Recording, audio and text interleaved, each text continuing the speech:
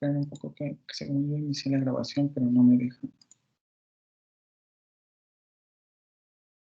Ya. Acosta Arenas. Aguilar Altamirano. Presente. Sí. Castañeda Martínez. Presente.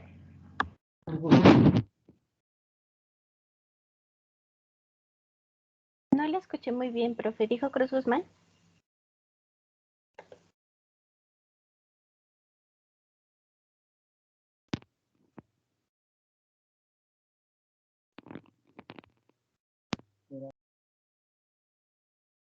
Escobedo Velázquez. ¿Sí me escuchan? Sí, presente. Ok. García Lejarazú. González Siles. Hernández Hernández. López Miranda. López Sánchez. López Sánchez. Martínez Esteves. Pérez Ramírez. Ramírez Esteves. Presente Martínez. Ok. Pérez Ramírez. Ramírez Arellano. Rocha Marín. Rubio Paz.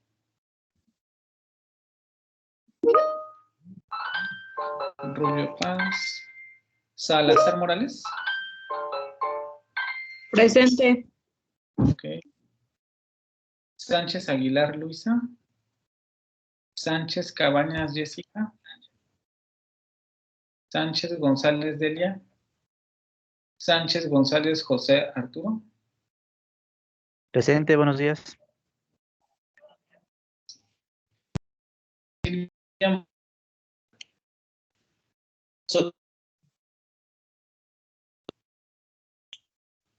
Latoa Carrillo Alfredo. Vargas Gómez María Luisa. ¿Alguien?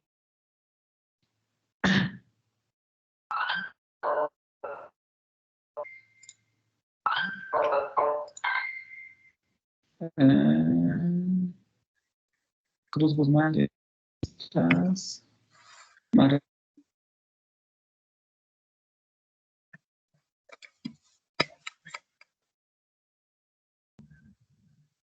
Y ya, ¿no? Silvia Cruz de Serino. Ok, ya son todos. ¿Se escucha muy cortado? ¿Todos me escuchan cortado o solo es Sí, sí se corta. Sí, cortado, profe. De hecho, por eso no puse la cámara, porque no quiero que se vaya a cortar la presentación.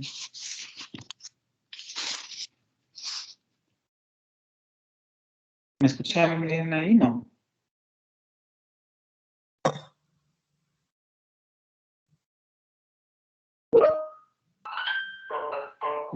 Bueno, voy a continuar y si se escucha muy mal me muevo un poco más de lugar, pero es que les digo, como de por sí tengo problemas de conexión, ¿no? No podría hacer como otra cosa, ¿no? Más que grabar la sesión y ponerla para que la vean, pero a ver si no se corta mucho. Bueno, lo que veríamos hoy sería el tema de comprensión de lectura. Vamos a ver un poco de manera general el término. ¿Qué se entiende por comprensión de lectura? ¿Cuáles serían las recomendaciones generales para tener una comprensión de lectura adecuada? ¿Qué es un texto académico? ¿Cuáles serían las características de un texto académico? Y en este sentido, ¿cuáles serían las recomendaciones para leer un texto académico? Y después pasar a dar algunas estrategias de comprensión de lectura para digerir el texto, ¿vale? Me dicen si se sigue escuchando muy cortado. ¿Se me escucha o se cortó?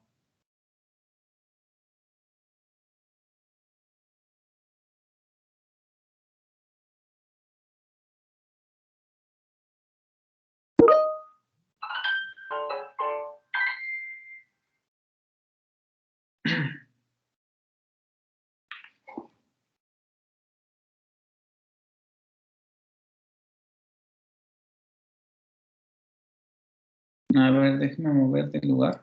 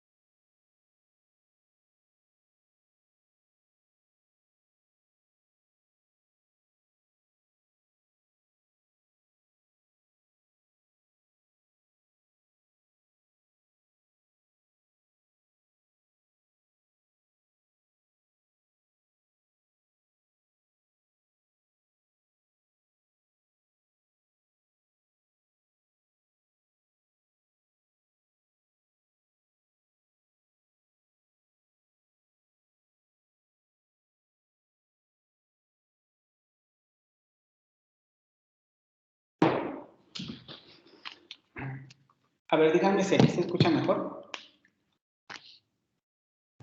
Sí, ya se escucha mejor. A ver, si no se va. Bueno, les decía, veríamos el tema general de qué es comprensión de lectura, ¿no? Rodríguez, que es un autor que cito al final de la presentación, lo define como la capacidad que tiene todo individuo para captar el contenido de una impresa. Sin embargo, a esta definición habría que hacerle unas pequeñas aclaraciones, ¿no? Debemos entender capacidad en este contexto, o más bien debemos entender que capacidad en este contexto no significa solo la habilidad para comprender los símbolos de un texto, o lo que conocemos de manera general como alfabetización. Todos los que están aquí, en este curso, pues son alfabetas, porque saben leer en el sentido de pueden pasar sus ojos sobre un texto y pueden comprender los símbolos que tiene ese texto. Interpretarlos en el sentido de esta es la letra A, esta es la letra B, este conjunto de palabras forma la, perdón, este conjunto de letras forma la palabra tal, este conjunto de palabras forma la oración tal, etc.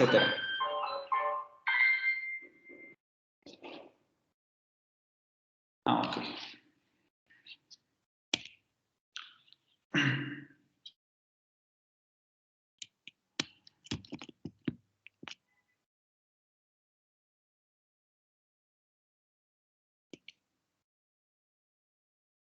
¿Ya?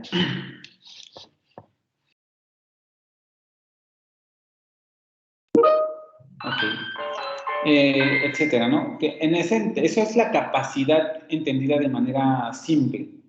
Después también entender que aquí captar el contenido o captar, la palabra captar no significa solamente decodificar el texto, es decir, no significa solamente realizar esta interpretación de lo que significan o de a qué remiten determinados símbolos que aparecen en un texto. No solo es entender el significado de las oraciones que componen el texto, que se relaciona con el siguiente punto.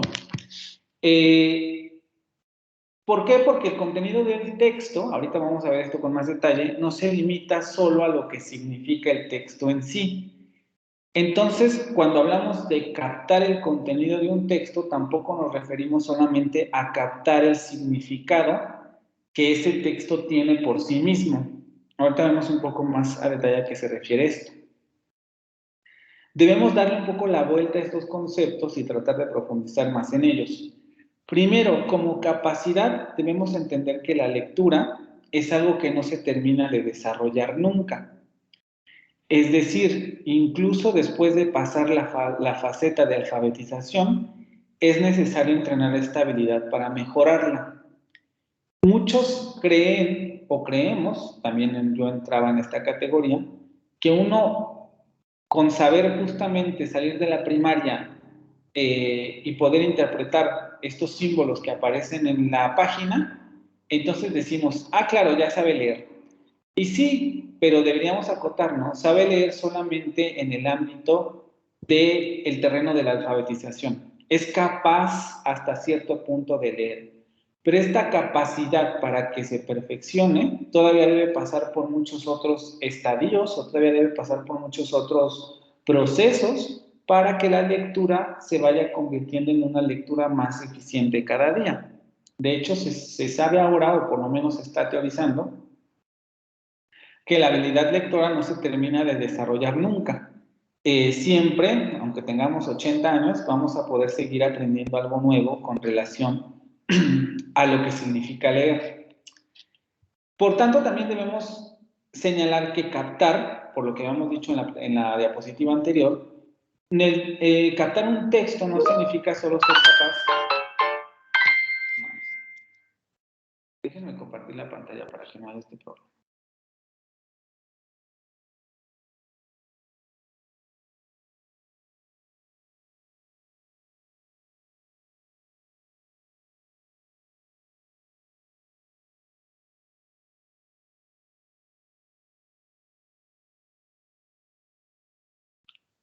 Que captar el contenido de un texto significa ser capaz de abstraer los significados explícitos y los significados implícitos de la lectura. Esto es algo que en un primer momento puede escaparse de nuestro radar de visión, pero un texto no solamente significa lo que dice el texto, sino que también tiende a remitir a otros significados. Pensando, por ejemplo, en una novela, que a veces se tiende a pensar que con una lectura superficial, porque es el tipo de lectura que se suelen hacer, ya comprendimos la novela. Bueno, también depende de qué novela, ¿no? Pero se suele pensar esto. Lo cierto es que esto no siempre es así, ¿no? Por ejemplo, podemos tener un contexto histórico que esté modificando algunas partes de la novela. La propia vida del autor a veces se ha discutido si influye o no en la calidad de la obra. Determinados objetos que a lo mejor existían en esa época, pero que ya no existen, y a los que se hacen referencia en la lectura, la vestimenta a la que se hace referencia a la lectura, es decir, la lectura no solamente tiene esos significados que nos dice, sino los que no hay, ¿no? Códigos sociales, etc. Y esto lo podemos encontrar en cualquier lectura. Claro, aquí dependerá del grado de profundidad con que se analice un texto, ¿no? Estoy hablando de la novela, pero también podemos hablar de un reportaje o de una crónica de un periódico, etcétera, que suelen verse como las lecturas más fáciles. Se les denomina lecturas recreativas, cuando en realidad esto de recreativo va a depender mucho de hasta qué punto queramos profundizar en ellas, ¿no?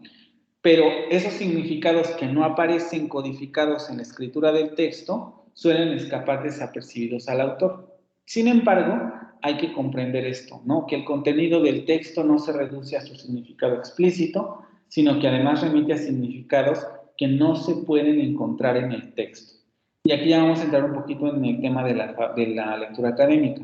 Conceptos previos, contexto histórico o contexto de discusión, discusión teórica, obras precedentes, etc. Y la comprensión de lectura tendría que considerar estos primeros puntos.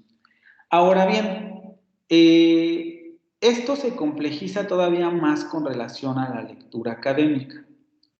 Lo primero que hay que entender es que los textos académicos universitarios difieren sustancialmente del tipo de textos que los estudiantes estaban acostumbrados a leer.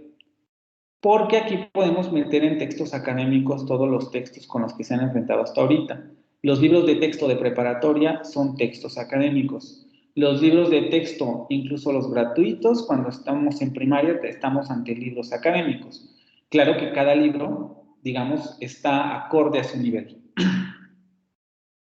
Y hasta el nivel previo, preparatoria, nos habíamos encontrado con un tipo de textos muy particulares que difieren sustancialmente de lo que se van a encontrar en una licenciatura. Primero, los textos académicos de la licenciatura tienen una tradición literaria precedente. Todos los textos, la mayoría de textos académicos, tienen detrás un montón de textos más a los que remite el autor o simplemente el hecho de que una determinada lectura de un determinado texto pertenezca a una determinada materia o rama de la ciencia en la que estén, también implica que tiene un bagaje detrás, un bagaje literario, que suele recuperarse en formas de citas, referencias, menciones, paráfrasis, discusiones, etc. Es por eso que también este tipo de textos tiene la naturaleza o tiene la característica de que el autor remite a otros textos de su misma disciplina, remite a otros autores de su misma disciplina, ya sea porque los menciona, porque los retoma, porque los refuta, porque discute con ellos, etc. Los textos académicos también tienden a realizar este tipo de situaciones. Es decir, vamos a decirlo de esta forma, el texto académico está conectado a toda una tradición literaria de la misma disciplina. En muchas ocasiones, a menos que sean lecturas con carácter introductorio, dan por sentado que el lector conoce conceptos especializados de la disciplina en cuestión. También tiene que ver un poco con esto de la tradición literaria. Como estamos ya ante disciplinas consolidadas que han tenido muchos años de desarrollo, es evidente que las discusiones científicas o las discusiones conceptuales pues han tenido una historia larga. Entonces, muchos de los autores ya dan por sentado que por lo menos quien se acerca a este tipo de textos académicos ya tiene nociones precedentes sobre el tipo de temas que se van a tratar, o nociones muy básicas sobre las que ya no se va a meter. Se me ocurre ahorita un ejemplo muy básico, si vamos a lo mejor un libro especializado de cálculo diferencial, ya no se va a meter a lo que es una función o a lo que es una ecuación, porque eso sabe o el autor supone que ya quien va a entrar de lleno a este texto ya conoce a lo que se refiere este concepto y ya lo sabe manejar. Y lo mismo ocurre en todas las disciplinas. El vocabulario, también por lo mismo, tiende a ser especializado y en muchas ocasiones un texto puede introducir conceptos nuevos que el autor propone. Cuando nos referimos a vocabulario especializado tiene que ver con lo que les acabo de mencionar. Si ya hay una tradición literaria precedente, también ya hay conceptos consolidados y por tanto esos conceptos son, vamos a decirlo así, nombrados o tienen la característica de poseer un nombre que denominamos especializado porque es un nombre que en esa disciplina se asocia a ese concepto particular. Entonces es natural que si los textos van a remitir a la tradición literaria precedente, el vocabulario vaya a ser de tipo especializado, porque este tipo de vocabulario es algo que el autor presupone que los que comienzan a leer su texto ya conocen. Hay recuperación, elaboración y discusión teórica, que es lo que les mencionaba en un principio. Como el autor recupera a otros autores, va a tender a recuperar conceptos, a elaborarlos o reelaborarlos o a discutirlos teóricamente. También esto va a depender del tipo de enfoque que tenga el texto. Si a lo mejor el texto es más teórico que práctico, seguramente encontrarán esto. Si a lo mejor es un texto más práctico, aquí es donde habrá ciertas distinciones. Esto se ve muy claramente en materias de tipo matemático que tienen esta característica de ser prácticas, en donde va a haber más bien textos expositivos en el sentido de que van a dar cuenta del estado actual de la materia y va a haber textos más teóricos que van a discutir los avances que se tienen en la materia, ¿no? En ocasiones se suelen presentar gráficos, tablas, diagramas o fórmulas complejas que requieren de conocimientos previos para su interpretación. Esto también depende mucho del autor. Generalmente el autor da las pautas indispensables para poder comprender su gráfica, su tabla o sus diagramas. Pero suele ocurrir que como de pronto en una disciplina ya hay determinados estándares o ya hay determinadas maneras de presentar datos, etcétera, el autor ya no se detiene en esto porque se da por sentado que quien lee ya conoce todas estas situaciones. Entonces, si se dan cuenta, una de las características de los textos académicos en general es que se da por sentado que los que se acercan a ellos ya conocen muchas cosas que que una persona que no está metida en esta materia desconoce. En este sentido podemos también ver un poco la diferencia con los textos literarios o los textos o los reportajes. Un texto literario generalmente no necesita unirse tanto al contexto porque también un poco lo que quiere es eso, ¿no? Agradar, que puedan pasar a lo mejor un rato de esparcimiento, aunque no ese es el propósito de la literatura, pero digamos, podríamos verlo por ahí. Entonces da como todos los elementos que se requieren para entender el texto. Pero como un texto académico ya está en un ámbito de especialización, ahí no. Las herramientas no se dan porque lo que se quiere es que la ciencia avance. Y como tal, los autores van presuponiendo que quien lee ese texto ya conoce muchas cosas. Ahora, vamos a pasar un poco al asunto de las... Bueno, no sé si con esto de los textos académicos tengan algún comentario. ¿Ya lo sabían? Supongo que los que están ya tienen una carrera ya se habían dado cuenta, pero los que no sé si ya tenían ni idea de esto o alguna cosa que quieran decir.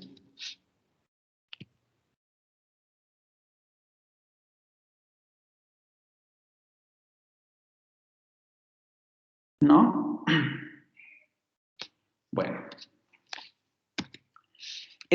Recomendaciones generales para leer, que es en cualquier caso.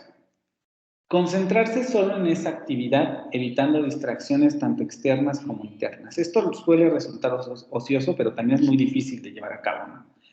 Distracciones externas, pues obviamente nos referimos a televisión, radio, Facebook, no sé, comida. Tratar de evitar este tipo de distracciones. Pero también distracciones internas en el sentido de pensar en otra cosa. De pronto, como el texto puede resultar aburrido o a lo mejor no le estoy entendiendo, me pongo a pensar en que no le estoy entendiendo, en que no me gusta, etcétera, y entonces mi mente se dispersa. Es necesario tratar de evitar este tipo de distracciones. Leer en silencio y sin prisa. No mover los labios ni vocalizar el texto. Y aquí con vocalizar me refiero a no emitir sonido mientras leemos un texto. La discusión de vocalizar en la mente es otra cosa que es muy polémica. No se sabe si realmente, que desde mi punto de vista creo que es imposible, que esa voz no se puede eliminar. Entonces, no sin causar conflicto en la comprensión del texto.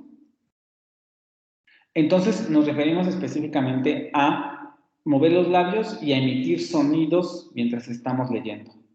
Hacer las pausas necesarias, respetar signos de puntuación, esto es algo que todo el mundo dice, sí, eso ya lo sabía y sí lo aplico, y la verdad es que no es cierto.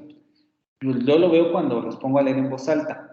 Van demasiado rápido que no se fijan en los signos de puntuación, no se fijan en las comas, no se fijan en los puntos, no se fijan en los acentos, y entonces no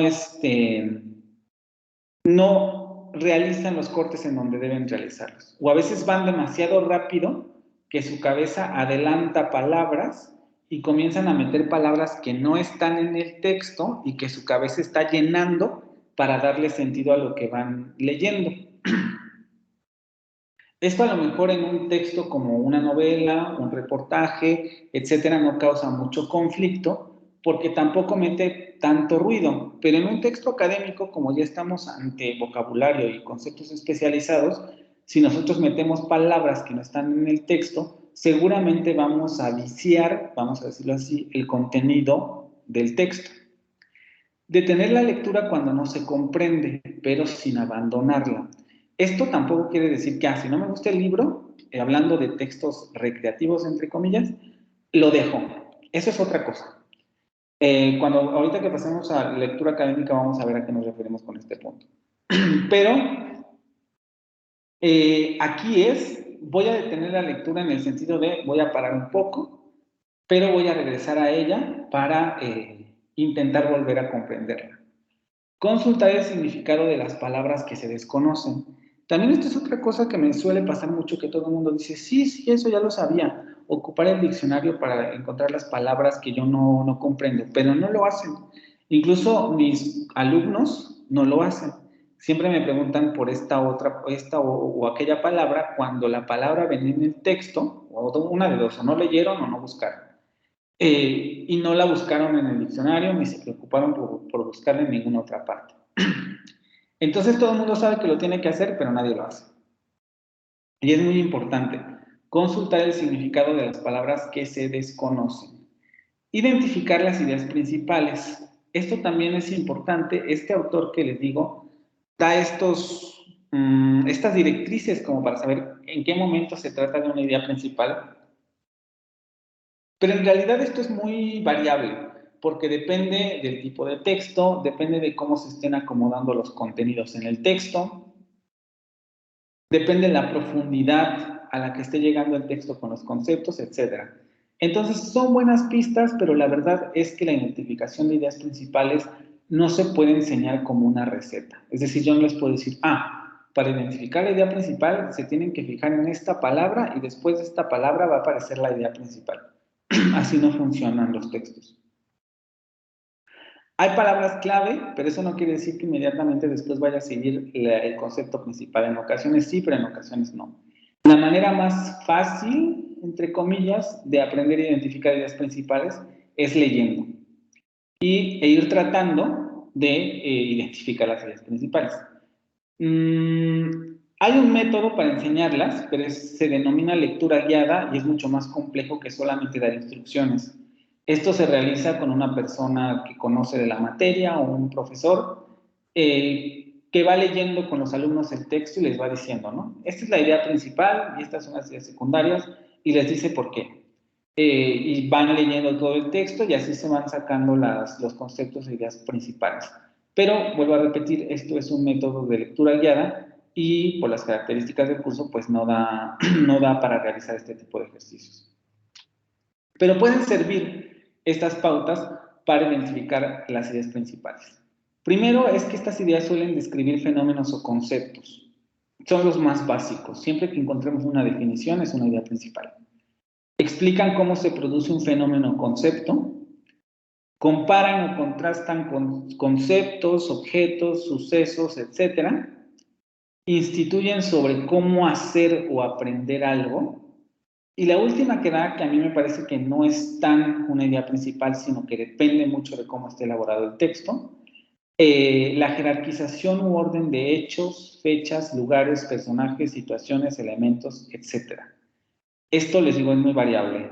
Habrá ocasiones en que sí, en una lectura, una lista de hechos o fechas y lugares sean ideas principales, pero habrá otras en que no, en que sean completamente secundarios y que ni siquiera tengamos que comprenderlos del todo como para tener una visión general del texto. Pero vuelvo a repetir, esto depende de la práctica. Esto es en general, para cualquier tipo de lectura. Vamos a pasar ahora a recomendaciones particulares con relación a la lectura académica. Y aquí sí nos vamos a detener un poco más. Lo primero sería no desesperarse si en un primer momento no se entiende el texto. Hay que continuar leyendo. Y esto lo digo porque en un primer momento no van a entender los textos. Y lo que suele ocurrir con los estudiantes es que como el texto les parece incomprensible o les parece muy difícil de traducir, les parece que ya avanzaron 5 páginas y no entendieron nada, a veces sí pasa porque así es con estos textos académicos, lo abandonan. Y entonces dicen, no, pues ya no lo entendí, ya no quiero seguir leyendo. Y no, si antes habíamos dicho que era necesario volver a la lectura, aquí no solamente es necesario, sino es obligatorio. Primero, porque las lecturas académicas suelen ser obligatorias. Por lo menos mientras están en la licenciatura hay que leerlas. Entonces, aunque no la entienda, yo tengo que continuar leyendo.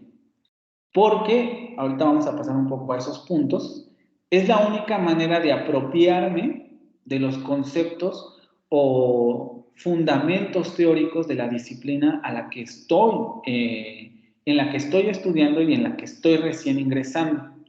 Sobre todo en los primeros semestres esto es indispensable, porque como son materias de tronco común, estas lecturas suelen ser la base para los estudios posteriores, ¿sí? No todas las carreras tienen tronco común, pero algunas. Intentar leer en los primeros años de la licenciatura todos los textos que el profesor o el programa de la materia indique, por lo que acabo de decir. Primero, porque son los textos fundamentales con los que ustedes van a apoyarse en el resto de la licenciatura. Y segundo, porque son la llave que ustedes tienen para entrar a apropiarse, nuevamente repito, de los contextos de su disciplina.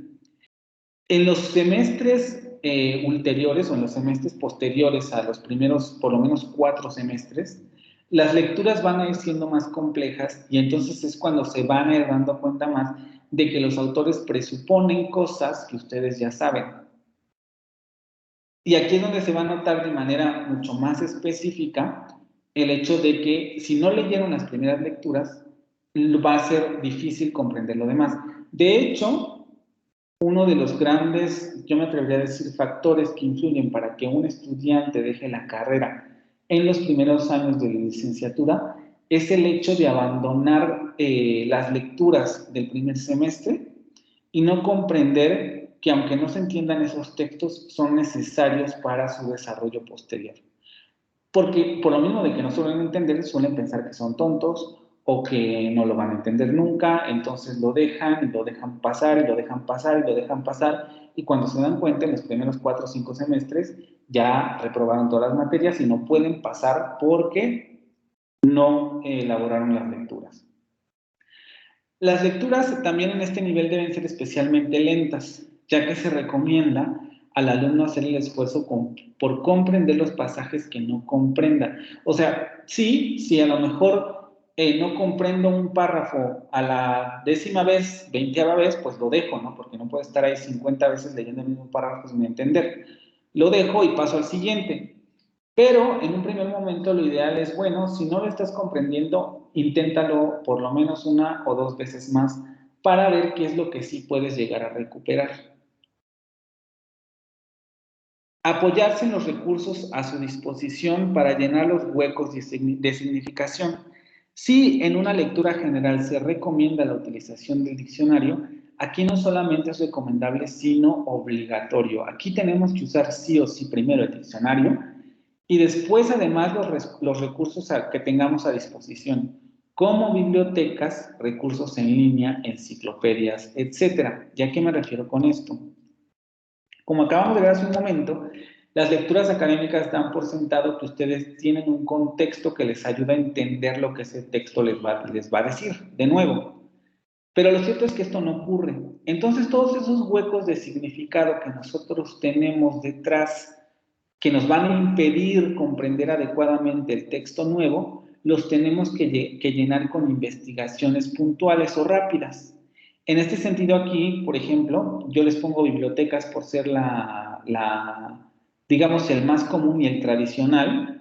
Por ejemplo, si estoy leyendo un artículo de termodinámica y de repente me sale un autor X o Maxwell o qué sé yo, tengo que ir y no conozco nada sobre ese autor, ni sobre su ley, ni nada por el estilo, tengo que ir a un recurso adicional para ver de qué se trata y entonces regresar al texto académico. Y puedo, tradicionalmente se hace en la biblioteca, pero ahorita, digamos, tenemos más accesible esto con recursos en línea como Wikipedia, el Rincón del Vago, etc. Ahora bien, voy a hablar sobre específicamente este tipo de páginas.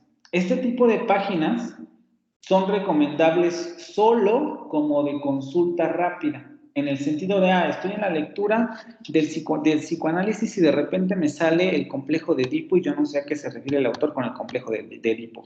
Hago mi búsqueda rápida en internet, en Wikipedia me sale el complejo de Edipo, le doy una lectura, ahí sí, lectura rápida a lo que me dice el texto y regreso al texto científico. A eso es a lo que se le llaman herramientas de consulta rápida. Lo que quiere decir que Wikipedia, el Rincón del Vago, etcétera, y sus semejantes, no sirven para realizar investigaciones académicas. Este es otro de los errores que cometen muchos los estudiantes. Estas páginas no sustituyen a los artículos científicos, ni a los libros científicos, ni a las páginas web especializadas, que podrían ser incluso repositorios de revistas científicas, no sustituyen a este tipo de cosas. ni blogs, ni páginas como Wikipedia, como El Rincón del Vago, que en realidad son enciclopedias, etcétera, solamente para dudas puntuales, ¿sí? Solamente un repaso rápido y regreso a la lectura. Y aquí es obligatorio porque es la única manera de llenar esos huecos de significado que nosotros tenemos y que la lectura nos exige para poder comprenderla. Cuando sea posible también solicitar al docente material de apoyo para complementar las lecturas principales del curso. Esto es algo que se suelen dar en los programas de licenciatura. En la Unitec no ocurre mucho esto, pero igual el profesor elabora su propio marco de lecturas, en donde se dividen entre lecturas obligatorias y lecturas complementarias. Las lecturas obligatorias generalmente van de acuerdo conforme esté elaborado el programa, pero las lecturas complementarias son para apoyar esas lecturas principales. Una de las cosas que ni los docentes solemos decir y tampoco los alumnos suelen preguntar es cómo se relacionan las lecturas complementarias con la bibliografía básica. Y es conveniente que cuando a lo mejor no entendamos algún concepto de una de las lecturas básicas o las lecturas obligatorias, se pregunte al profesor qué tipo de material se puede consultar para apoyar algo que no se entendió de esas lecturas, ¿no? Si en la lectura fulanita no entendí X, oiga, profesor, no entendí X tema, necesito que me dé alguna referencia. Y seguramente los remitirá a alguna de las referencias de la bibliografía complementaria, porque para eso sirven. El problema es que esto no se explica de manera, vamos a decirlo así, explícita, entonces se da por sentado que el estudiante va a comprender que cuando hablamos de bibliografía complementaria nos estamos refiriendo a los textos que pueden apoyar la comprensión de los textos básicos. Entonces se recomienda siempre preguntar al docente, ¿qué tipo de lectura puedo realizar para comprender mejor este concepto que está aquí? Luego, guiar la lectura con el programa del curso. Las lecturas son guías sobre lo que se espera que se tenga, espérenme un ratito. No. Los programas en general son guías que presentan el tipo de temas que se espera que ustedes como estudiantes desarrollen en un determinado periodo de tiempo. Por eso también están separados por unidades y tienen cada uno sus temas. Y las lecturas van muy enfocadas a cubrir todos esos temas. Entonces, aunque el profesor a veces no diga sobre de qué se trata la lectura, es conveniente revisar el programa para saber qué tipo de conceptos son más relevantes dentro de la lectura que estoy realizando con relación al programa de la materia. Las lecturas no suelen relacionarse de uno a uno con cada programa, con cada una de las unidades de los programas. Es otra de las diferencias con los libros de texto de primaria y de secundaria y de preparatoria. Estos libros de primaria, secundaria y preparatoria están separados por unidades para que ustedes vayan viendo cada uno de los temas. Entonces los libros van a la par que el programa, digámoslo así, ¿no? El libro se divide como el programa en este tipo en el nivel medio superior y en el básico. Pero en el nivel universitario, las lecturas no se relacionan de la misma manera con el programa. A veces puede haber que 3 lecturas se utilicen para trabajar una unidad y que ninguna de esas 3 lecturas tenga el título de esa unidad. Entonces, a veces es necesario preguntar al docente, oiga, profesor, ¿esta lectura con qué unidad del programa se relaciona para yo saber qué tipo de conceptos o en qué tipo de conceptos tengo que centrarme al realizar la lectura del texto? Por eso es tan importante tener siempre presente el programa del curso. Otras recomendaciones que tienen que ver con la lectura total del curso. Subrayo. Disculpen, el caso del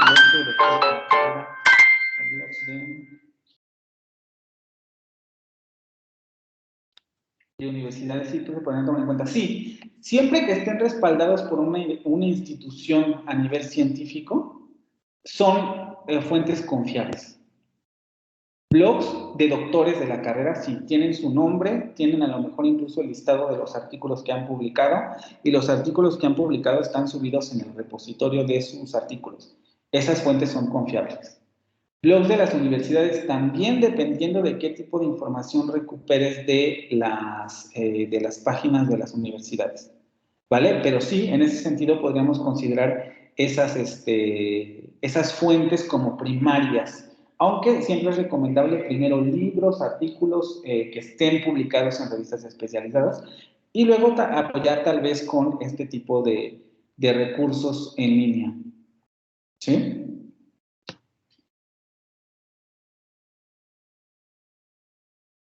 ¿Te queda claro o no?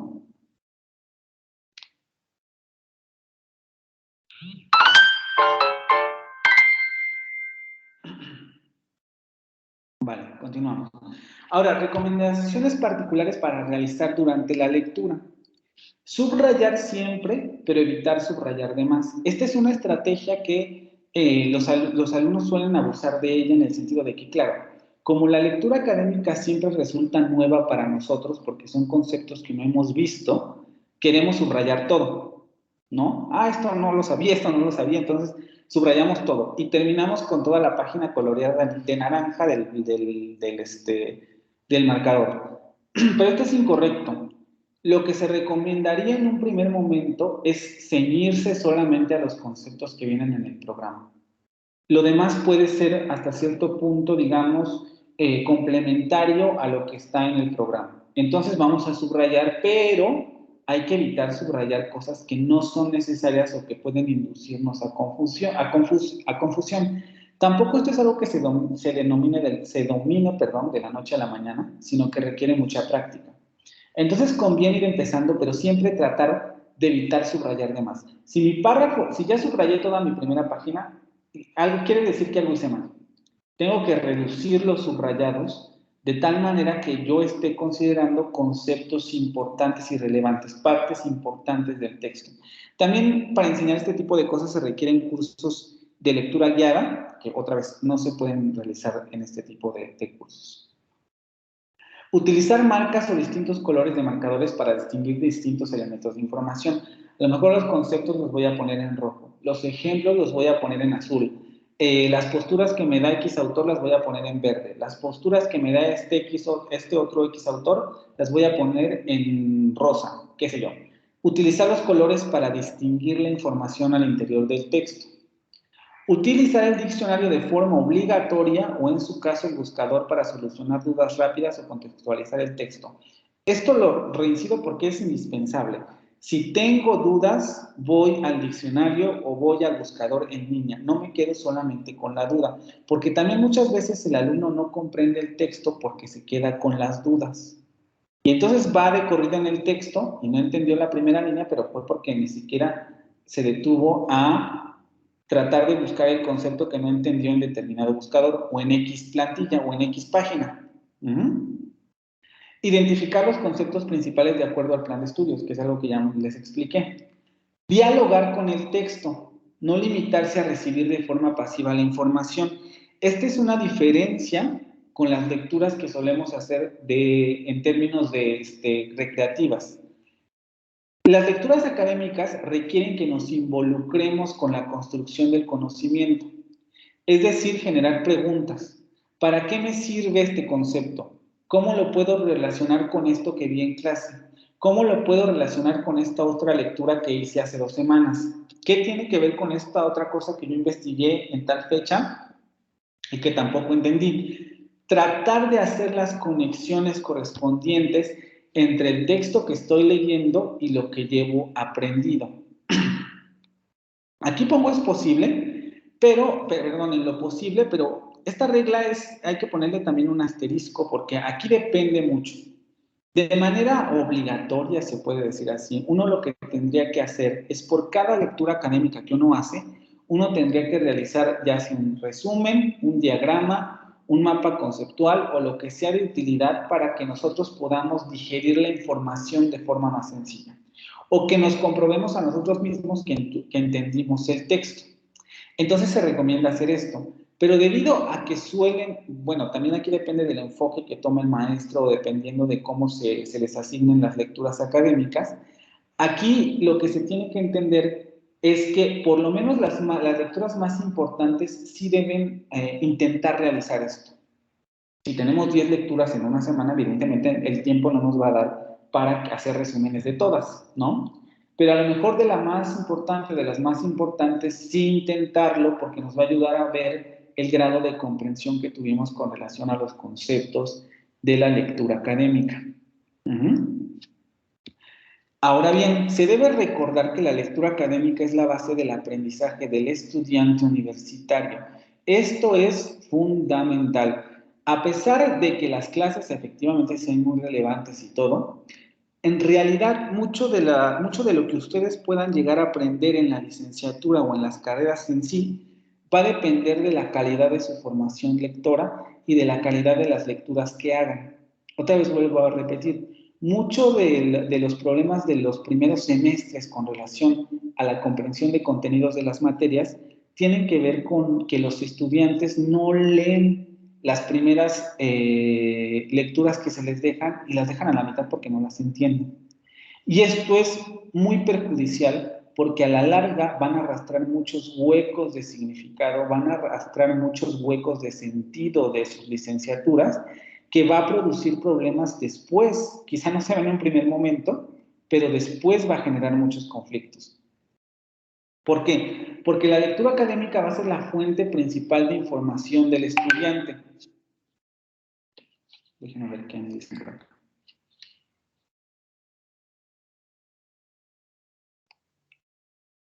Sí, no, no creo que no aquí.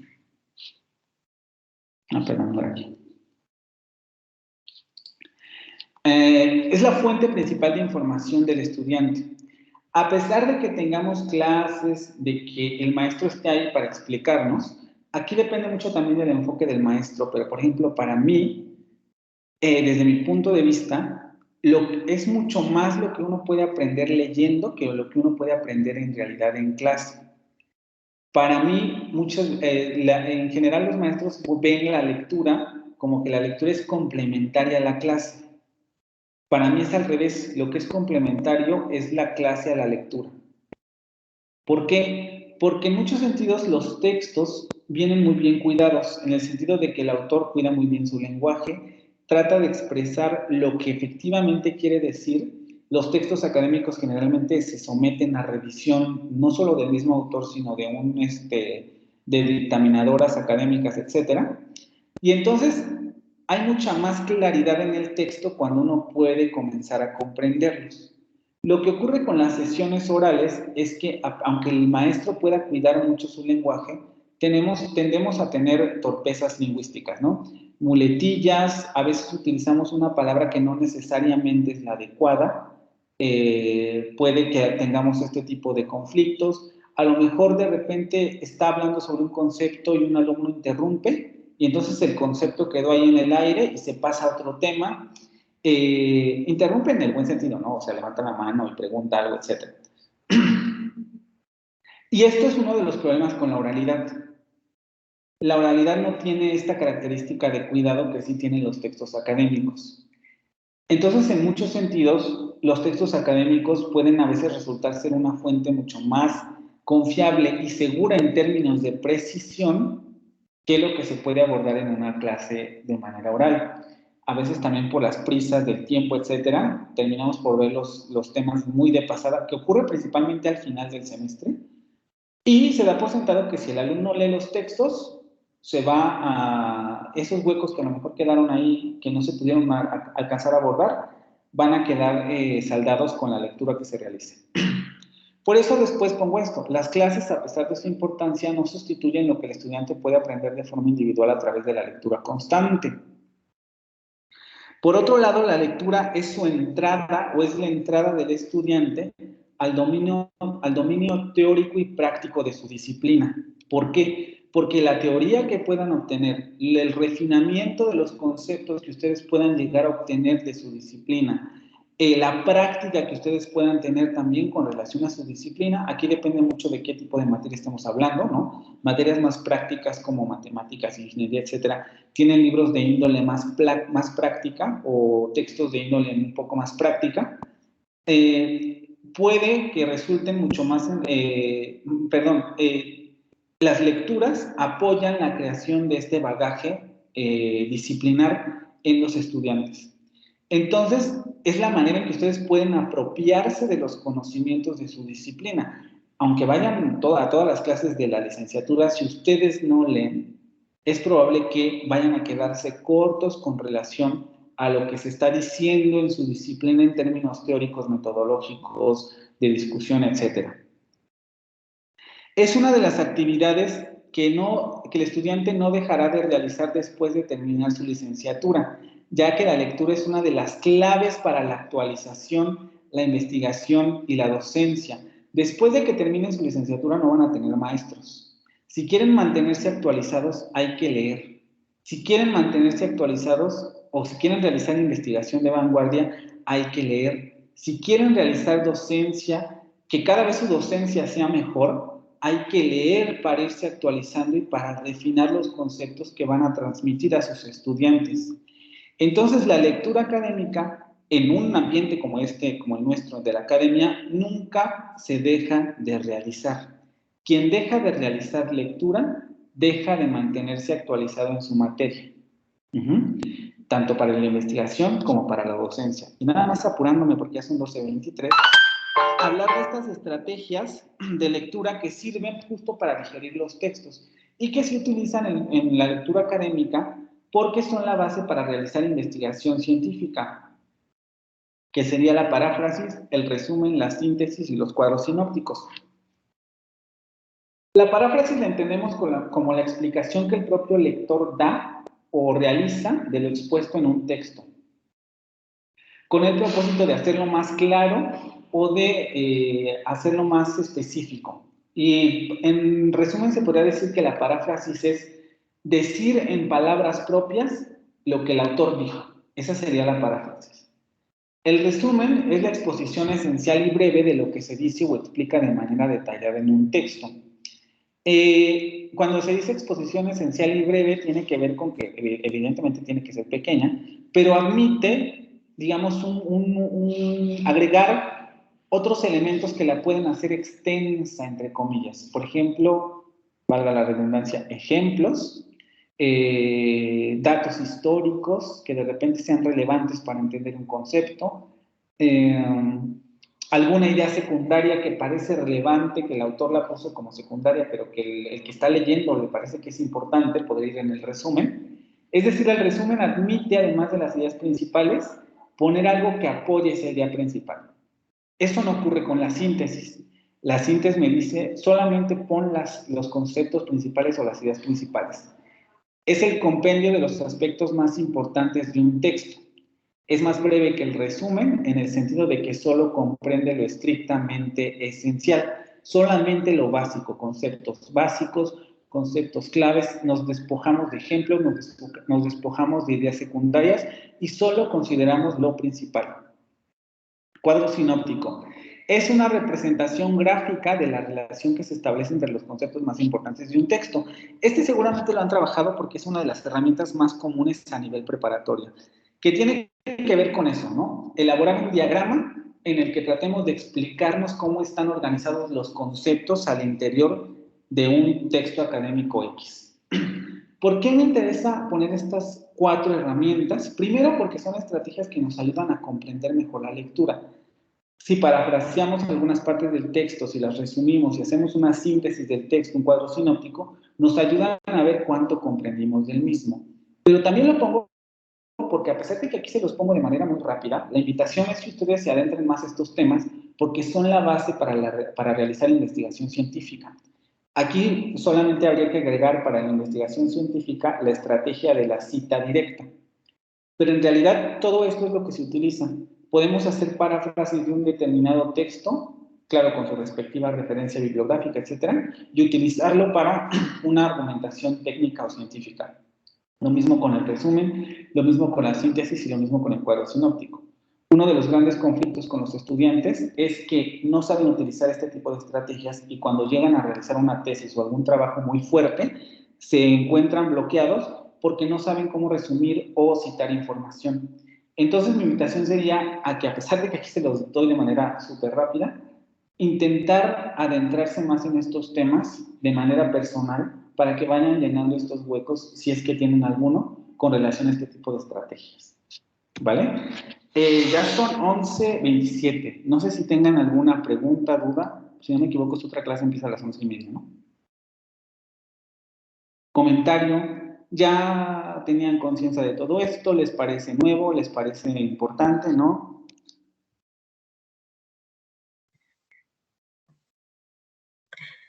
Sí, de hecho, bueno, a mí me parece importante. Ahorita me surgió un poquito la duda,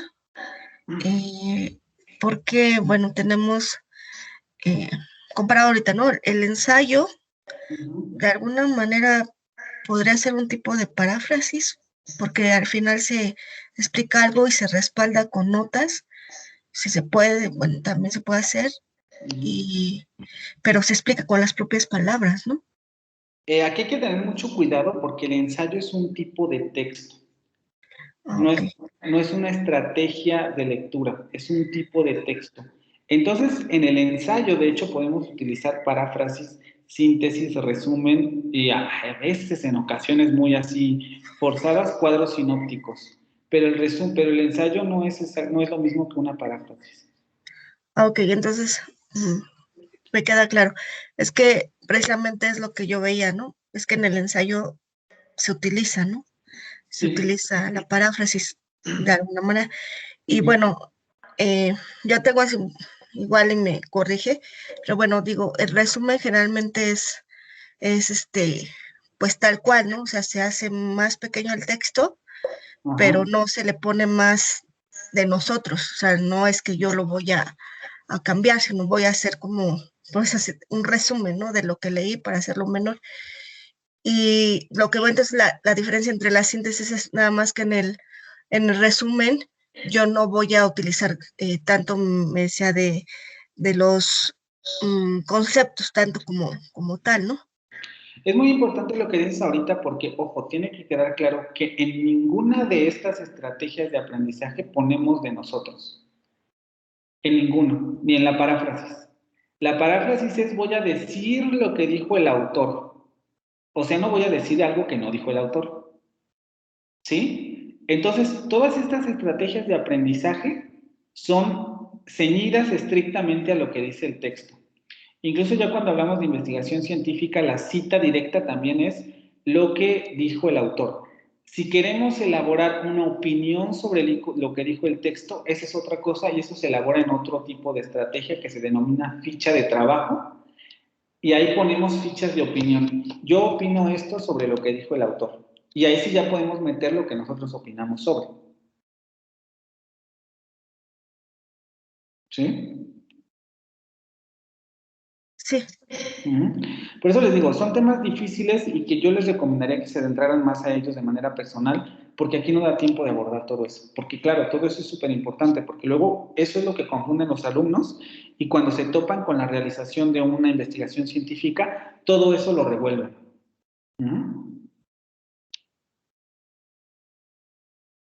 Bueno, entonces, si ya no tienen ninguna otra duda, lo dejamos hasta aquí para el siguiente sábado. Nada más comentarles que nos van a reducir las sesiones y solamente tendremos la siguiente, debido, bueno, nos comentaron eso a la poca afluencia de los alumnos, porque ustedes aquí son 8, pero en lista tengo casi 20, entonces faltan muchos. Y creo que por eso van a reducir las sesiones, pero solamente tendríamos la que sigue, ¿vale? Sí, o sea dime. que ya se terminaría el curso. Ajá, la siguiente semana, el siguiente sábado. Ok. Silvia, dime. Sí, profe. Nada más tengo una duda. Por ejemplo, en textos filosóficos tienden a utilizar palabras muy, muy complejas. Incluso yo he intentado leer textos filosóficos, pero siempre me trabo, no paso de la primera hoja, aunque consulte diccionarios, aunque consulte, por ejemplo, no sé, nihilismo, ¿qué es nihilismo? Y esto y esto. Y eso me lleva a leer diferentes textos. En este caso, quisiera preguntarle, o más bien consultar un tip para empezar a leer ese tipo de textos tan complejos, que claro, nos va a ayudar tanto en la materia como en todas las materias. Esto es importante porque aquí depende de uno cómo empiece las lecturas, ¿no? O sea, si por ejemplo quieres empezar, lo voy a poner así, con, no sé, se me ocurre la fenomenología de Husserl, ¿no? O sea, si quieres empezar con ese libro, te vas a dar de topes, porque no lo vas a entender. Entonces la recomendación siempre sería, busca libros introductorios que estén enfocados para estudiantes universitarios. Ajá, un libro de introducción a la filosofía, pero que no sea el mundo de Sofía, ni que sean libros enfocados para preparatorias, sino para estudiantes universitarios, que generalmente suelen ser compendios, a lo mejor viene compendio de la filosofía positivista o introducción a la filosofía positivista. Y generalmente ese tipo de textos lo que hacen es presentar al estudiante universitario que se inicie en estos temas, los temas más complejos de forma más simple o digerida. Y te dan un panorama general del libro para que después tú puedas pasar a cada libro de los autores. Porque si, no sé con qué libro hayas querido empezar, pero si empiezas con un libro de este tipo, sobre todo con los filósofos aquí más, digámoslo, los que más se complejizan, porque hay filósofos que suelen leerse de manera más amigable, te va a costar mucho trabajo porque efectivamente los conceptos son muy complicados y además también otra de las particularidades de la lectura filosófica es que tienes que tener un pensamiento muy lógico y argumentativo, muy argumental, muy matemático también a veces, porque si tienes un pensamiento o tu pensamiento no lo entrenas para eso, va a ser difícil seguir el hilo de la argumentación en el texto filosófico. Entonces yo te recomendaría eso. Primero a lo mejor una introducción más básica, introductoria a nivel universitario, para luego pasar a los textos más especializados. No sé si ese haya sido tu problema, Silvia. No, de hecho, más que nada, el problema es que incluso desde prepa, mis profesores, bueno, yo llevaba la materia de filosofía y aunque me dieran la facilidad de darme los compendios, de comprarlos, no entendía ni una. Entonces, por eso preguntaba. Es que la única estrategia, te digo, es esa. Y el otro consejo, tampoco no sé qué tanta práctica tengas leyendo ese tipo de asuntos. La otra opción sería también a lo mejor primero realizar alguna especie de curso de lógica, si es que a lo mejor la lógica en la preparatoria fue deficiente, porque te digo, también tiene que ver mucho con lógica el asunto de los conceptos. Cómo los elaboran y para que los pueda uno ir entendiendo. El problema con la filosofía es la argumentación. Y si tu pensamiento no está entrenado para seguir la argumentación lógica de lo que dicen los filósofos, puede resultar muy complicado entenderlo. Entonces, si a lo mejor no es problema con introducción, tal vez con un curso de lógica te puede ayudar. Vale, muchas gracias, profe. Ok, ¿alguien más? ¿Alguna otra cosa? Sí, ¿No? una pregunta bien rápido que Sí. decía con respecto a los blogs que tenemos. Por ejemplo, si en un blog de alguna universidad específicamente encuentro ahí una entrevista, ¿no? Con un autor y presentando un determinado libro, ¿no? Porque así me ocurrió, y solamente ahí encontré en esa universidad, en su blog, las palabras que él mencionó, ¿no? Sobre determinado tema. En ese caso, sí lo puedo citar, porque no lo encuentro en ningún otro lado, porque fue una entrevista. Sí, ahí sí se pueden citar. Sí, sí, claro que sí. Aquí lo único importante sería como saber que una entrevista, así como lo estás planteando, no sería una fuente primaria de información. O sea, lo ideal sería que A lo mejor si la autora ya está diciendo la frase que te interesa, la recuperas, pero tal vez los temas específicos, si los desarrolla en algún otro libro o en algún otro artículo, ir directamente a una fuente de esa naturaleza. Pero la cita como tal sí la puedes extraer de la entrevista, ¿no? Solamente considerando que una entrevista, así como lo planteas, no es una fuente primaria de confiabilidad científica, sino que habría que buscar alguna otra fuente que te pudiera apoyar mejor una idea. Pero la cita como tal la podrías extraer de la entrevista. Ah, ok, muchas gracias. Vale. ¿Alguien más? ¿No? Bueno, entonces, como les digo, nos vemos el siguiente sábado y sería la última sesión, ¿vale? Esto va a ser para todas las materias, perdón, profesor, para todas las 3 materias que tomamos. Sí, o sea, solamente es como como un curso, digamos, introductorio para que les ayude durante toda la carrera, lo que les mencionaba en el primer curso, ¿no? A partir de aquí será quizá la última vez en que se toquen estos temas y ya dependerá de ustedes si siguen las recomendaciones que se les dan o no, porque ya después de esto probablemente no vuelvan a tener un curso de redacción o de ortografía o de comprensión de lectura o de lo que sea, si no es que a lo mejor lo buscan de manera independiente. Entonces la idea es que este curso les sirva para todo, por eso lo pongo de manera también muy general, no va enfocado en ninguna materia en particular. Ok, ¿Vale? perdón por preguntar, es que es el primer profesor de las 2 materias que tenemos, en realidad tenemos, bueno, yo nada más tengo 3, Ajá. la de usted sería el último, y no nos avisaron nada. Ah, ya, entonces no sé, a lo mejor nada más fue con mi curso, porque la verdad no tengo la menor idea. A mí me avisó mi directora académica que solamente era hasta el siguiente sábado, entonces por eso yo les aviso. Ok, muchas gracias. ¿Vale? Gracias. Bueno, entonces, ¿ya no tienen ninguna otra pregunta?